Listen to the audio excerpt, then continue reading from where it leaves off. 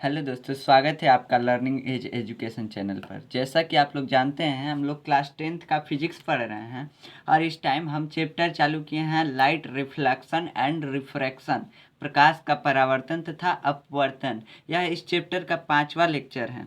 इसके पहले हमने देखा है कि लाइट क्या होता है, लाइट के प्रॉपर्टी क्या होते हैं एंड लाइट रिफ्लेक्शन क्या होता है और रिफ्लेक्शन के लॉ क्या होते हैं, यानी परावर्तन के नियम क्या होते हैं। तो पिछले लेक्चर में हमने परावर्तन का नियम देखा था। आज हम देखेंगे कि दर्पण क्या होता है, दर्पण कितने प्रकार के होते हैं और ये कैसे कैसे दर्पण होते हैं। लेकिन हम पिछले लेक्चर का थोड़ा देखते हैं क्या हमने देखा था।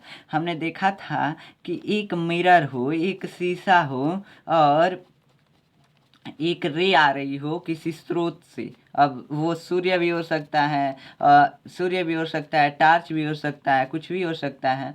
किसी स्रोत से आ रही है, सोर्स से, किसी सोर्स से आ रही है, तो वह जब दर्पण पे टकराती है तो वह रिफ्लेक्ट होकर जाती है। इस पर हम जो लंब खींचते हैं, ये लंब दर्पण पर अभिलंब कहलाता है और यह दर्पण के साथ 90 डिग्री का एंगल बनाता है। और ये आने वाली रे, जाने वाली रे और अभिलंब तीनों एक ही तल में होते हैं, यानी एक ही पेज पे होते हैं। इंसिडेंस एंगल रिफ्लेक्टेड एंगल के बराबर होता है। ये हमने पिछले लेक्चर में देखा था कि इन नियमों को पालन करते हुए प्रकाश परावर्तित होती है। आज हम देखेंगे कि मिरर होता क्या है, असल में मिरर है क्या।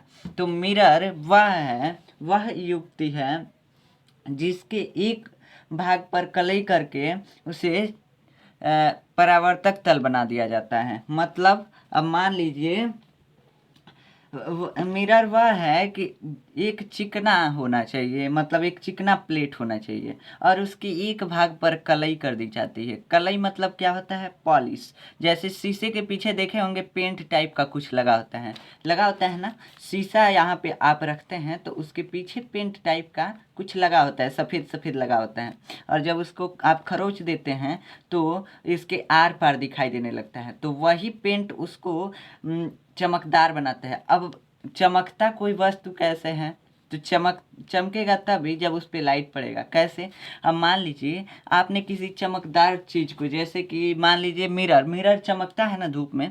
अब इसको आप अंधेरे में रख दीजिए, अंधेरे में रखेंगे तो मिरर दिखेगा भी नहीं। वैसे चमकता है धूप में लेकिन मिरर अंधेरे में दिखेगा भी नहीं। तो इसका मतलब क्या हुआ कि इसको चमकने के लिए लाइट चाहिए, यानी प्रकाश चाहिए, प्रकाश की ज़रूरत है। तो इसको चमकने के लिए यह पॉलिश किया जाता है, कलई किया जाता है। तो मिरर वह है जिसकी एक सिरे पर कलई की जाती है, चांदी की कलई रहती है, चांदी की कलई रहती है। एक पृष्ठ पर चांदी की कलई कर दी जाती है तथा दूसरे पृष्ठ को परावर्तक बना दिया जाता है। अब परावर्तक कैसे, अब अंधेरे में आप रखते हैं तो इसलिए वह वस्तु, चमकदार वस्तु दिखाई नहीं देती है क्योंकि वहाँ से लाइट रिफ्लेक्ट नहीं होता है।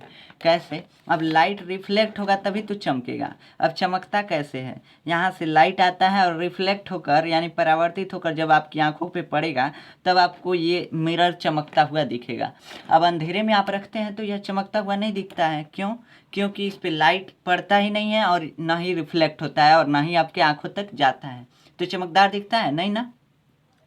तो वही मिरर वह युक्ति है। वह युक्ति मतलब क्या होता है, औजार, यानी कोई मशीन को औजार बोल सकते हैं। वह युक्ति है जो वह युक्ति है जिसके एक पृष्ठ पर चांदी की कलई की जाती है और दूसरे पृष्ठ को परावर्तक बनाया जाता है। यानी एक साइड में पेंट किया जाएगा और दूसरे साइड से चमकना ये चालू कर देगा, अपने आप ये चमकना चालू कर देगा जब दूसरे पृष्ठ एक पृष्ठ पे कलई कर दी जाएगी। तो इसको पेंट नहीं कहते हैं, कलई कहते हैं, लेकिन पेंट टाइप का रहता है इसलिए मैं पेंट बोल रहा हूँ। तो पेंट जब यहाँ पे कलई कर दी जाती है तो दूसरा पृष्ठ चमकने लगता है। क्यों, क्योंकि यह परावर्तक बन जाता है। परावर्तक नहीं बनेगा तो यह लाइट को ना रिफ्लेक्ट करेगा और ना ही हमारी आंखों पे पड़ेगा, और ना ही हमारी आंखों पे ना पड़ेगा तो हमें यह चमकता हुआ नहीं दिखाई देगा। तो मिरर वह युक्ति है जिसकी एक पृष्ठ पर चांदी की कलई की जाती है तथा दूसरे पृष्ठ को परावर्तक बना दिया जाता है। यह समझ में आ गया ना। अब समतल दर्पण क्या होता है, दर्पण 3 प्रकार के होते हैं, ये 3 प्रकार का होता है। एक होता है समतल दर्पण, समतल दर्पण जिसमें आप अपना चेहरा देखते हैं। एक होता है उत्तल दर्पण, जिसमें जो आपके गाड़ी में लगा होता है, जो आपकी गाड़ी में साइड मिरर लगा होता है वो उत्तल दर्पण होता है। और एक होता है अवतल दर्पण। अवतल दर्पण ये लगाया जाता है बड़े बड़े प्लांट में, फैक्ट्रियों में, और यहाँ पे नाई की दुकान में लगाया जाता है। नाई की दुकान में क्यों? क्योंकि दाढ़ी बनाने के लिए इसका उपयोग किया जाता है। तो अवतल दर्पण, अब देखिए क्या होता है प्लेन मिरर। प्लेन मिरर वह है, मान लीजिए कांच का, जैसे शीशे का एक प्लेट ले लीजिए। प्लेट मतलब एक शीशे का टुकड़ा, एकदम सीधा शीशे का टुकड़ा ले लीजिए।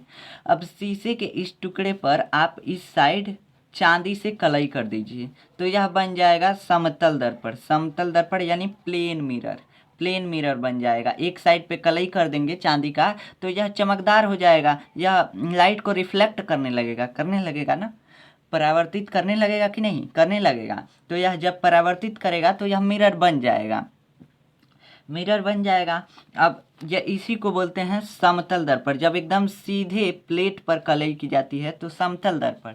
अब मान लीजिए कोई शीशा है, ऐसे गोल है, गोल है, गोल है, एक वृत्ताकार है, वृत्ताकार है, यह खोखला भी है, खोखला भी है।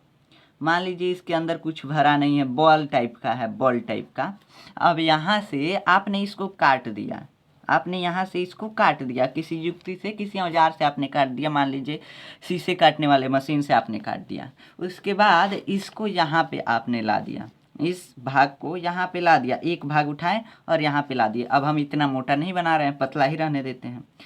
तो यह गोले का भाग है ना, यह गोले का, इसी गोले का भाग है ना। तो अब इस पे अगर इधर से कलई कर देंगे, इधर से पेंट कर देंगे, तो यह हो जाएगा, यह क्या हो जाएगा? अवतल दर्पण। देखिए कॉनकेव, केव मतलब गुफा, किधर गुफा की तरह दिख रहा है ना, इधर से गुफा की तरह दिख रहा है, और गुफा की तरफ से यह रिफ्लेक्ट करता है। तो जो गुफा की तरफ से रिफ्लेक्ट करता है, यानी गुफा की तरफ से प्रकाश को परावर्तित करता है, जो गुफा की तरफ से हमारा चेहरा दिखाता है, वो होता है अवतल दर्पण। अवतल कैसे? अवतल कॉनकेव यानी केव टाइप का है, यह केव टाइप का है। केव मतलब क्या होता है? गुफा। केव मतलब होता है गुफा। तो कॉनकेव, कॉनकेव मतलब होता है अवतल दर्पण। तो यह जब धंसा हुआ जो होगा वो अवतल दर्पण। अब इसी को यहाँ यहाँ उठा के लाएं। अब मान लीजिए इसी को यहाँ पे उठा के लाएं, अब इसको पलट दें, ऐसे पलट दें, और फिर इसके इस भाग पे कलई कर दें, इसके इस भाग पे चांदी की कलई कर दें, इस भाग पे चांदी की कलई कर दें। तो अब उठा हुआ भाग ना हमको रिफ्लेक्ट करेगा लाइट, उठा हुआ भाग ही ना रिफ्लेक्ट करेगा लाइट को, क्योंकि यही रिफ्लेक्टेड सरफेस हो गया, यानी परावर्तक तल हो गया। परावर्तक तल लाइट को रिफ्लेक्ट करने वाला। अब इधर तो पेंट हो गया है, आप उल्टे साइड से शीशे में नहीं ना देखते हैं, आप तो सीधे साइड से ना देखते हैं, तो वही परावर्तक बन गया। तो इसको बोलते हैं कॉन्वेक्स, मतलब उठा हुआ यानी वैक्स। कॉन्वेक्स, वैक्स मतलब उठा हुआ, कॉन्वेक्स मतलब उत्तल दर्पण। उत्तल, ऊ से उठा हुआ, देखिए ऊ से उठा हुआ भी है, और ऊ से अवतल, उत्तल, उत्तल है, उत्तल दर्पण। जो उठा हुआ होगा वो उत्तल दर्पण होगा, जो उठा हुआ होगा वो कौन सा दर्पण होगा? उत्तल दर्पण। और जो धंसा हुआ होगा वो अवतल दर्पण होगा। उठा हुआ उत्तल दर्पण, धंसा हुआ अवतल दर्पण। अब ऐसे ही पता चल रहा है, जो उठा हुआ भाग से परावर्तित करेगा प्रकाश को, वह उत्तल दर्पण। ऊ से उठा हुआ और ऊ से उत्तल। और जो धंसे हुए भाग से परावर्तित करेगा तो ये केव टाइप का है, इसलिए यह कॉनकेव मिरर, और इसको बोलते हैं कॉन्वेक्स मिरर। वैक्स मतलब उठा हुआ और केव मतलब धंसा हुआ। तो यही इसको ट्रिक से भी याद कर सकते हैं कि जो उठा हुआ होगा उत्तल दर्पण, जो धंसा हुआ होगा अवतल दर्पण। इसको बोलते हैं कॉनकेव, इसको बोलते हैं कॉन्वेक्स। अब देखिए इसकी डिफिनेशन हम क्या लिखते हैं, वैसे आप लिख सकते हैं, इसकी डिफिनेशन खुद से लिख सकते हैं। देखिए, वह चिकना व पालिशदार तल, दर्पण का परिभाषा है, वह चिकना व पालिशदार तल जिस पर पड़ने वाले प्रकाश का अधिकांश भाग निश्चित दिशा में परावर्तित हो जाता है, तो इस युक्ति को दर्पण कहते हैं। अब निश्चित दिशा में कैसे? अब मान लीजिए यहाँ से आपने लाइट को यहाँ से आपने लाइट डाला इस दर्पण पे, अवतल दर्पण है यह, तो यहाँ से लाइट डाला। अब ये इधर तो परावर्तित नहीं हो रहा है, निश्चित दिशा, अगर इधर से आप लाइट डालेंगे तो ये निश्चित ही इधर परावर्तित होगा। अगर इधर से डालेंगे तब इधर परावर्तित होगा, अगर सीधा डालेंगे तो सीधा परावर्तित होगा। ये हमने बताया था कल कैसे होता है। तो अब मान लीजिए यहाँ से डालेंगे लाइट तो ऐसे परावर्तित होगा ना। अब यहाँ से डालेंगे तो ऐसे, क्यों? क्योंकि इसका एंगल बराबर होना चाहिए अभिलंब से। अभिलंब हमने यहाँ पे खींचा है, किसी भी दर्पण पे अभिलंब खींचा जाता है, अभिलंब से इसका दोनों का एंगल बराबर होना चाहिए। हमने परावर्तन के नियम में पढ़ाया था। तो या निश्चित दिशा में परावर्तित कर रहा है, तो वह चिकना व पालिशदार तल जिस पर पड़ने वाले प्रकाश का अधिकांश भाग किसी निश्चित दिशा में परावर्तित हो जाता है। अब पालिशदार यानी पालिश किया हुआ है तो पालिशदार ही तो है, चिकना होता है दर्पण, आपने देखा है। तो चिकना व पालिशदार तल जिस पर पड़ने वाले प्रकाश का अधिकांश भाग किसी निश्चित दिशा में परावर्तित हो जाता है, तो इस युक्ति को दर्पण कहते हैं। युक्ति मतलब होता है औजार, इंस्ट्रूमेंट होता है।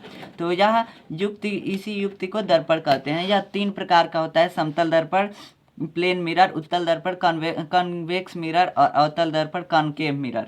समतल दर्पण कांच की समतल प्लेट पर एक पृष्ठ पर कलई करते हैं। अब कांच की एक समतल प्लेट है, उस पर एक और कलई करते हैं ना, तो वही होता है।